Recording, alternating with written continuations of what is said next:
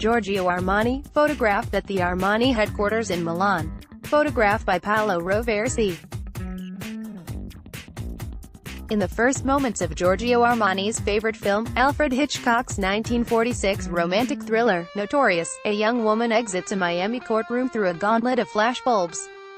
Played by Ingrid Bergman, the woman is statuesque, her expression enigmatic, her ensemble aesthetically impeccable, a creamy jacket coupled with a wide hat and high-necked blouse, both black and dotted with glittering stones.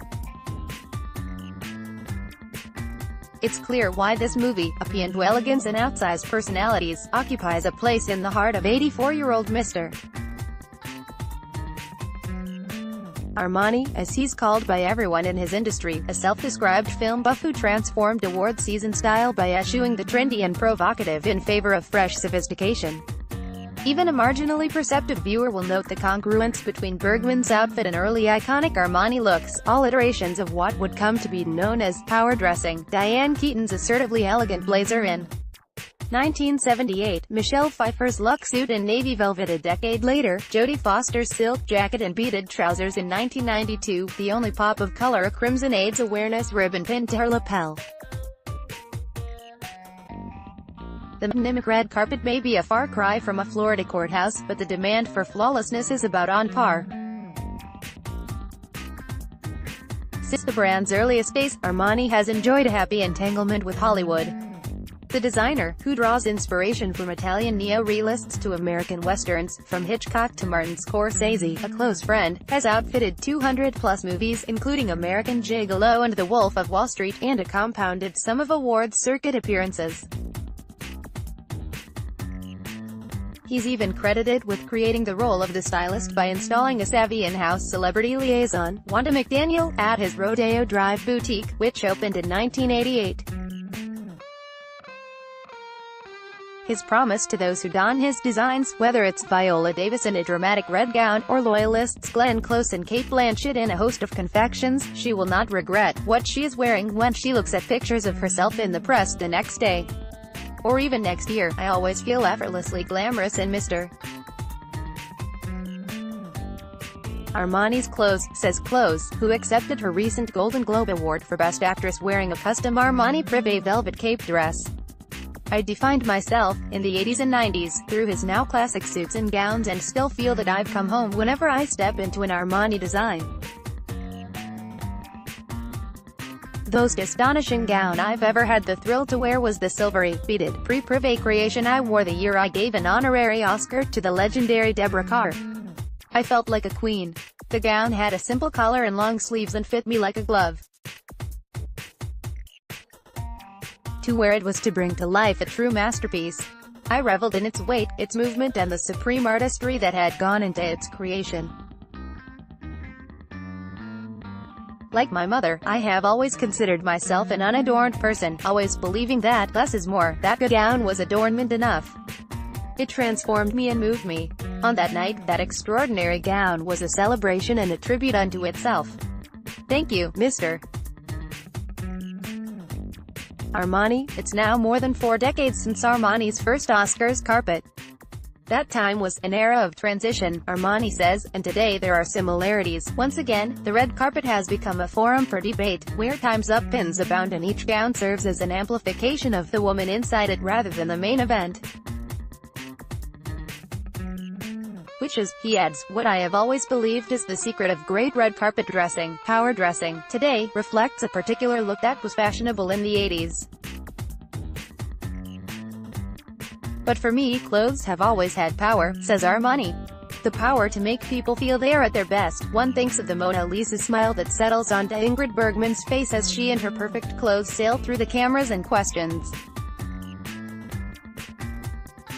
Armani is still about power dressing, the designer says. Dressing to empower the women and men you regularly dress. Jessica Chastain, George Clooney, Jodie Foster, Anne Hathaway, Diane Keaton, the list goes on, are incredibly diverse in their looks, personalities, and careers. Is there a particular quality that you think they share, one that makes them the right match for your clothes? What they undoubtedly share is that they are all incredibly talented people who are passionate about their work and dedicated to being the very best at what they do. This is a quality I admire enormously, whether it is in actors or sportsmen, movie directors, artists or businessmen, whoever. Because that's how I try to live my life, with passionate engagement in my chosen field. This drive, this commitment, it gives a person an aura of specialness, which means they inhabit my clothes with a quiet and effortless assurance. My clothes are also quietly assured themselves, never overwhelming with unnecessary details or decoration, but instead, always framing in a flattering way that allows the personality to shine. You've designed clothes for over 200 films and are a self-professed movie enthusiast. Is there a particular era, film, or director who has influenced your work? My relationship with the movies has always been very strong, eventually marking the various stages in my career. When I was young, movies were my real education. Much more than what I learned at school, they shaped my imagination, my culture, and my tastes. Movies have always been essential to my work, a repertoire of aesthetic and narrative visions that inspire me and keep me up to date. The cinema was my escape from reality when I was young. My dreams came true right there in the theater. I have many favorite eras, the Italian neo-realists from my youth, as well as the American westerns, to my friend Martin Scorsese's work from the late 60s onwards, which always surprises. I have broad taste, from Hitchcock's Notorious, which is probably still my favorite film of all time, to Martin's Taxi Driver and Paolo Sorrentino's The Great Beauty, which I helped to dress. And Paul Schrader's American Gigolo, of course, which was my big break in film as a designer, where I did the wardrobe for Richard Gere. You pioneered red carpet dressing in the 80s, which you've described as a period, in general, of momentous change. Do you see any similarities between that time and now, both in Hollywood and the world writ large?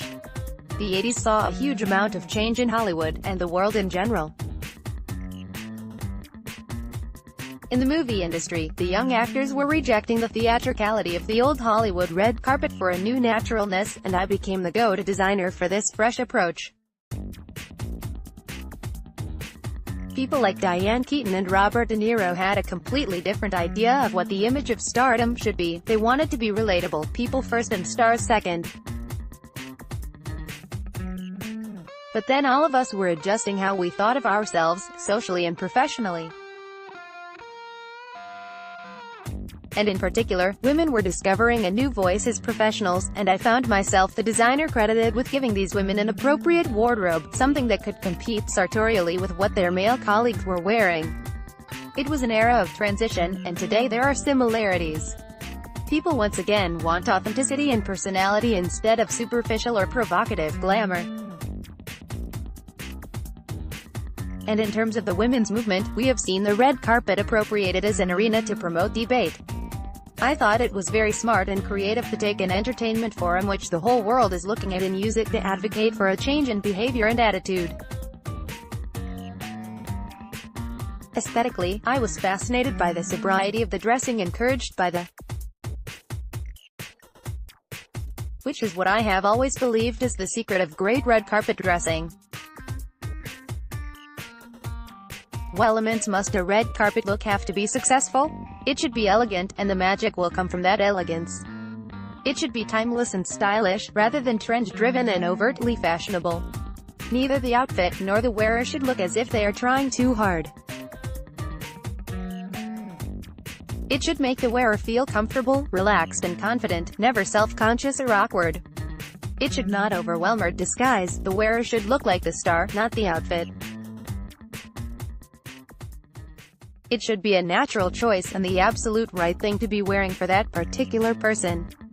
And, of course, it should be Armani. Get Vanity Fair's Cocktail Horror essential brief on culture, the news, and more. And it's on the house.